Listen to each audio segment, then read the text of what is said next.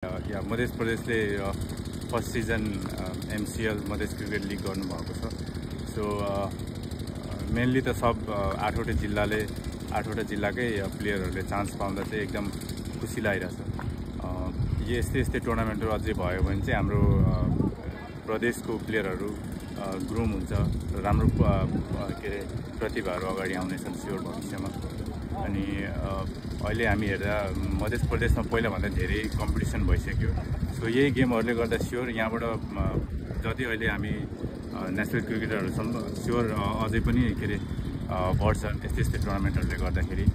यो first season MCL first season एकदम नै भनौँ न अहिलेसम्मको सबभन्दा राम्रो टुर्नामेन्ट जस्तो भइरहेछ। यहाँ राउन्ड रोबिनमा छ, सबसँग सबले खेल्न पाउने एकदम राम्रो कुरो, धेरै राम्रो कुरो।